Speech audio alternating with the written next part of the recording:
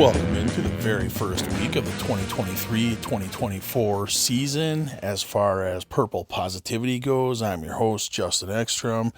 Sorry that it took so long to talk about the Vikes in a positive manner. I'm still hurt from the playoff loss. Either way, here we go. I think the Vikings have done enough to improve the defense to not be 31st. Let's just get that out there right away. I know they're not going to be 31st in the league anymore. However, we haven't seen enough in preseason to know what our starting defense is even going to look like yet. We can assume that some of the guys that are there, like Danielle Hunter and Harrison Smith, and we're not sure who is going to be opposite of Harrison Smith quite yet.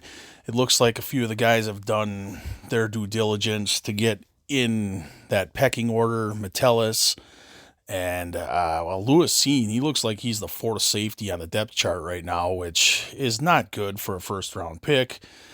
But he did break his leg in half, so I'm gonna give him a pass for right now. I know it kind of sucks to see a guy that was drafted that high, and some of the safeties and the corners that the Vikings passed on with the very first pick from Kevin O'Connell and Kwesi Adofo-Mensah, but either way, this is where it's the best. You got one more preseason game. You see once who gets thrown out there, like who's going to be RB3, who's going to be wide receiver 6, those types of things. It looks like N'Keal Harry may have made the team. He did just enough in that second preseason game where after halftime, he's sitting there sipping water on the sideline. It looked like he maybe solidified his spot. We don't know. So that means the Vikings have 3 first-round draft pick wide receivers on the squad. And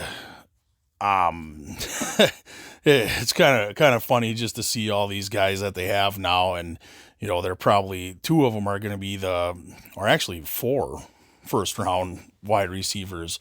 And 2 are locks for the team. And the other 2, Rager and N'Keal Harry, might not even make the squad. Either way, I think the offense is going to look phenomenal. The offensive line, please protect Kirk Cousins. Please, please, please protect Kirk Cousins. I don't want to see the next edition of quarterback with Kirk Cousins, and there he is in like a full body cast, which he could just as well be, because holy smokes did he get smoked last year. He was the most hit quarterback in the league. That can't happen this year. When you have an offense that should be what this offense should be, he's got to stay upright. Either way, I understand that he's good under pressure, but that doesn't mean you should make him be under pressure every single frickin' play. Anyway, defense, thank God Danielle Hunter's back. I think he actually has a really great season. I kept on saying just do a one-time, just do a 1-year contract and then play yourself into a gigantic contract, because the dude is still young yet, and we need him. We need him bad. Brian Flores, it's going to be fun to see what he can do on the defense. Looks like there's going to be pressure from everywhere. He doesn't have that the stereotypical guy that he goes for. He doesn't care about what the defenders look like. He just cares what they can do. Speed and agility, side to side, anything like that. He blitzes from everywhere. Even Lewis Seen had a sack in the second playoff. I don't know why I say playoffs. Second preseason game. But so let's just hope this season. I don't know. Do I predict this week? I'm not going to predict this week. I think there's somewhere around 8, 9, 10 wins somewhere in there. I'll do my official prediction game by game maybe next week.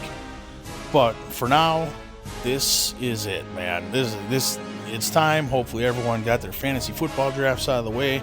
Hopefully everyone's been listening to Beer Belly Sports in the off season, and listen to those guys. They are funny motherfuckers, man.